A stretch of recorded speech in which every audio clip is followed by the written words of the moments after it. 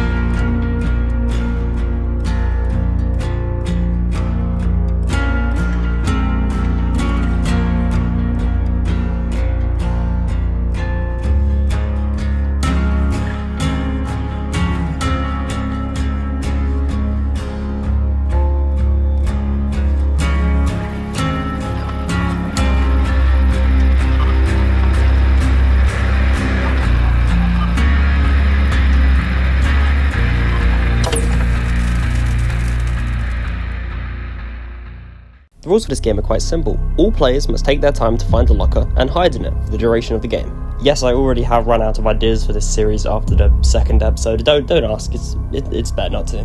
Anyway, players may pick any locker they want to, but once they enter one, they may not get out.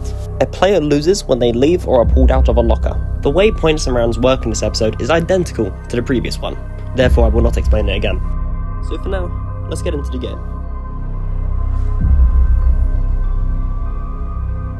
This is probably the closest physically I got to Pokefan during the entire challenge, by the way. And here he is, dying before he even managed to make it to a locker.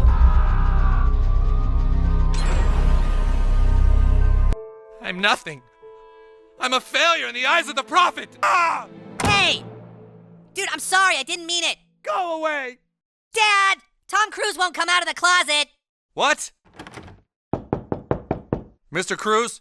Mr. Cruise, come out of the closet. No! Come on, Mr. Cruise, this is ridiculous. I'm never coming out! What did you say to him? I just told him I thought Napoleon Dynamite Guy was a better actor than he is. Oh boy. Mr. Cruise, you can't just stay in the closet, alright? You need to come out. What's going on? Tom Cruise won't come out of the closet. What? Just leave me alone! Well, we can't leave you alone because you won't come out of the closet!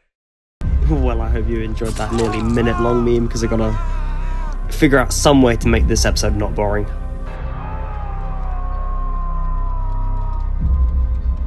Well, it looks like Pokefan's actually made it to a locker, so I guess the game starts now.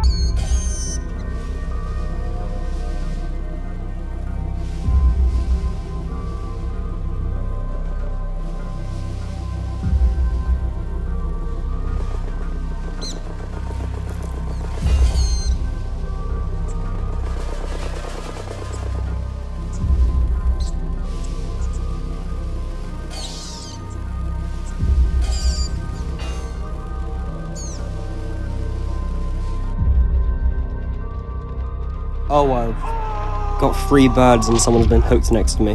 How interesting.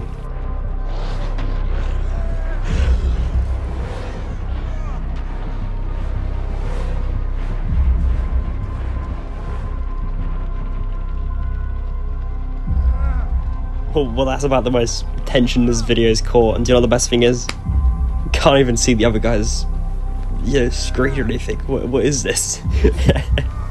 I would just like to point out that this guy next to me saw me in his locker and has just died because nobody unhooked him. Wow. Also, I just realised if you look at the top left, our microwave has been eliminated. And it turns out not even a second later, so is Pokefan. Wow. I've actually won a challenge for once.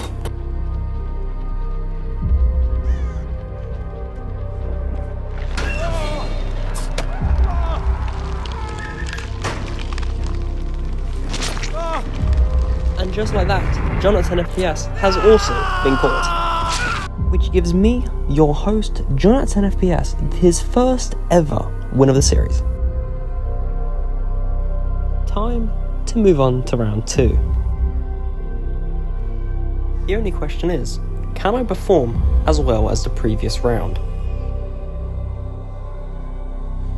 Here's me instinctively playing the wrong game.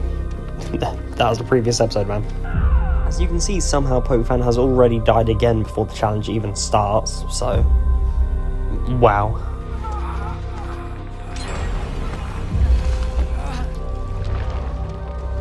A quick thought brushes through my mind. What if I hide next to a completed generator? Surely that means the killer won't check this side of the map.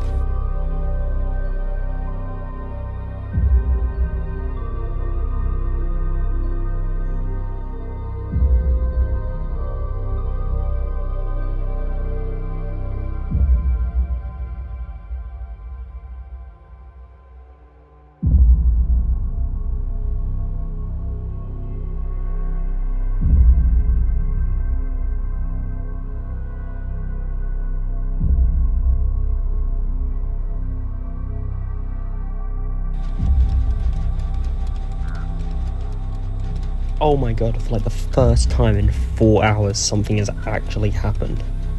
Microwave has been eliminated.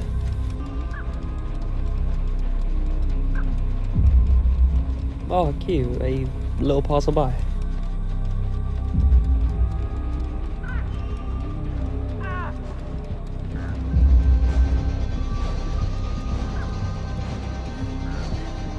Surprise, motherfucker! And just like that, John at 10 FPS has been eliminated.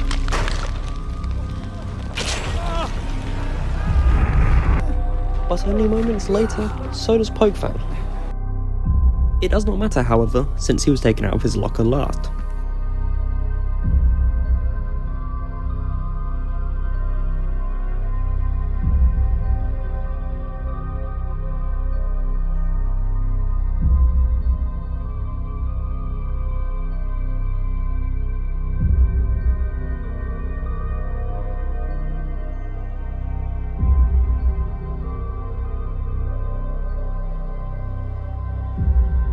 In an absolutely terrifying turn of events, somehow we've managed to open up the exit gates with 3 people in a locker half the game.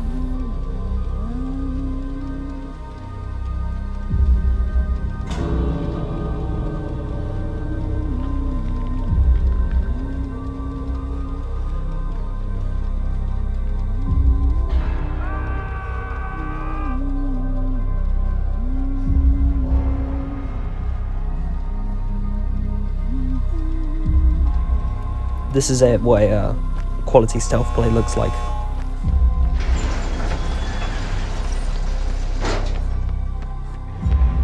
And with that, both me and Microwave escaped by basically doing nothing most of the game.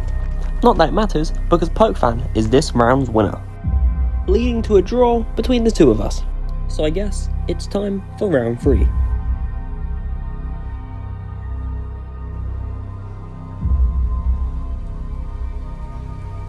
We start this round with an even playing field between me and PokeFan, but it looks like the boys have already reunited with each other.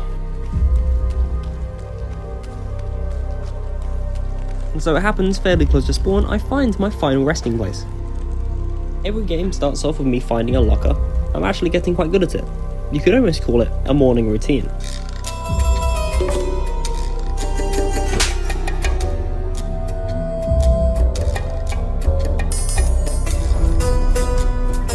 What the fuck? That joke started off as like something tiny and it just spiraled further and further the more I edited. It's like, I swear to God, you better have enjoyed it. God, why is this like specific locker got so much just... I don't know how to describe it, but it's so cool compared to the other ones. And look at that, Mr. PokeFan 207 has been eliminated.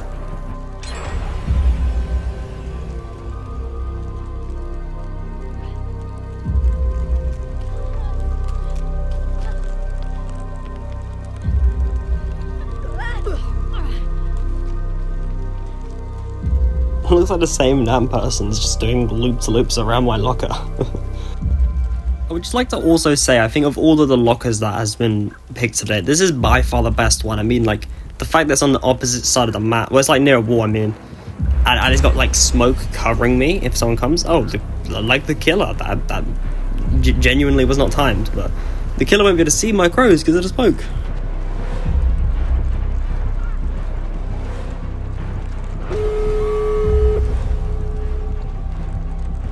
It is actually insane to think that all the generators have been like opened with 2 people hiding inside of a locker.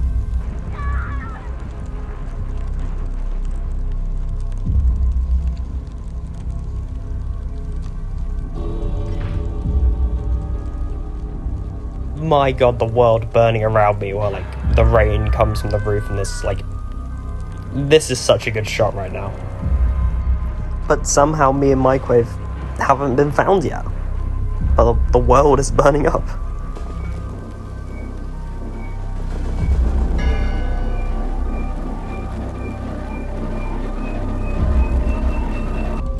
But it turns out that the killers will never find us, for the entity has stepped in. And in a sheer twist of luck, I died before Microwave, making Armed Microwave 7 the winner of this round. But let's go on to the final results. In last place, and therefore the straightest of us all, is Armed Microwave with 5 points, which leaves second place.